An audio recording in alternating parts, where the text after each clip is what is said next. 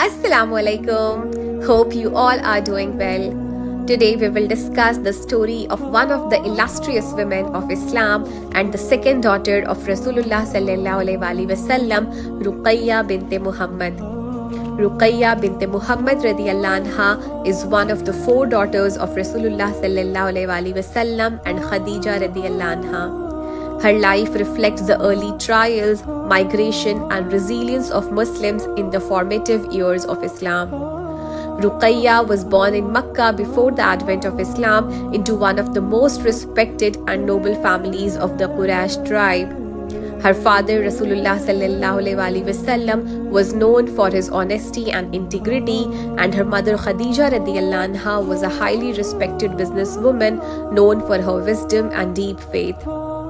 Growing up, Ruqayyah was nurtured in an environment of ethical and moral values, especially under the guidance of her mother, who was a great source of support for Rasulullah sallallahu alaihi wasallam throughout his early prophethood. Ruqayyah had three sisters, Zainab, Kulthum, and Fatima, all of whom also became devout followers of Islam. Her early years would have been spent in relative comfort as the family was well off and highly regarded in Meccan society. However, this status would later be challenged by the hardships that came with the Prophet's message. Before the Prophet's declaration of his prophethood, Ruqayyah was betrothed to Utbah, the son of Abu Lahab, who was one of the Prophet's uncles. This marriage was arranged in a time when tribal alliances and family relations were of great importance.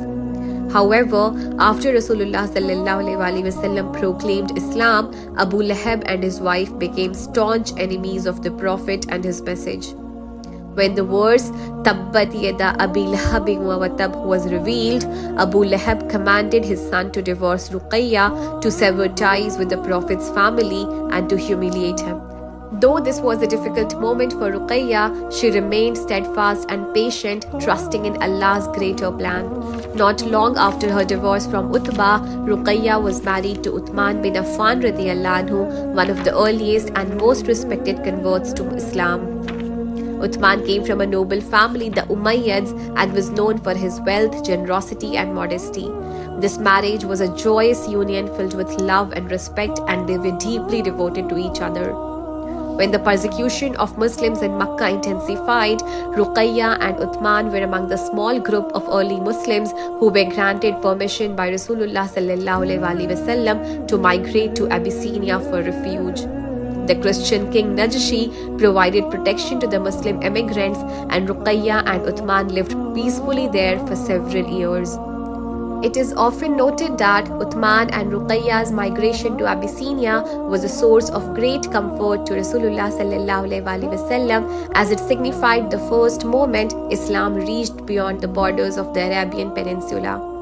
The Prophet is reported to have said of them, Uthman is the first man to migrate with his wife after Lut alayhi salam. While in Abyssinia, Ruqayyah and Uthman were blessed with a son, Abdullah. However, their joy was short-lived as Abdullah passed away at a young age due to illness. This was a deep personal loss for both Ruqayyah and Uthman, but they remained steadfast in their faith. After a period of time in Abyssinia, Ruqayyah and Uthman returned to Makkah and later to Medina after the Hijrah. Their home in Medina became a place of support and community for the Muslim Ummah. In the second year of the Hijrah, the Muslim community was preparing for the Battle of Badr, which was the first major military engagement between the Muslims and the Quraysh of Makkah. During this time, Ruqayyah became gravely ill, suffering from a severe fever, likely due to an epidemic that had spread in Medina. Her husband Uthman was given permission by Rasulullah sallallahu alaihi wasallam to stay behind to tend to her instead of participating in the battle. Despite Uthman's care and the family's prayers, Ruqayyah passed away shortly before the Muslim victory at the Battle of Badr. The news of her death reached Rasulullah sallallahu alaihi wasallam on the day the Muslims returned victorious from Badr, casting a shadow of sadness over the joyous occasion. Her burial took place in Jannat al-Baqi, the cemetery in Medina, where many of the Prophet's family members and companions are buried. Ruqayyah's death deeply affected her father and the entire family as they mourned the loss of their beloved daughter. Though her life was short, Ruqayyah's contributions to the early Islamic community were significant. Her patience, resilience, and loyalty in the face of adversity stand as a testament to her deep faith.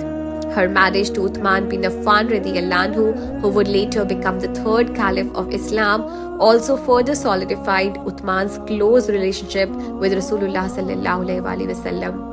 Ruqayyah's death was a deeply emotional moment for the Prophet, and it is said that he wept at her funeral. After her passing, Uthman married her sister Kulthum upon the instruction of Rasulullah sallallahu alaihi wasallam, earning him the title Dhul Nurayn, the possessor of two lights, for being married to two of the Prophet's daughters. The life of Ruqayyah bint Muhammad exemplifies the trials and tribulations faced by the early Muslims, particularly women who were instrumental in preserving and spreading the message of Islam. Her sacrifices, including her migration, personal losses, and ultimate patience through illness and death, are a testament to her unwavering faith. Although her story may not be as detailed as some of her family members, Ruqayyah's life was intertwined with key moments in mission of Rasulullah sallallahu alaihi wasallam, and she remains a beloved figure in Islamic history. This was all about Ruqayyah bint Muhammad radiyallahu anha. Hope you found it informative. See you in the next one. Assalamu alaikum wa rahmatullahi wa barakatuh.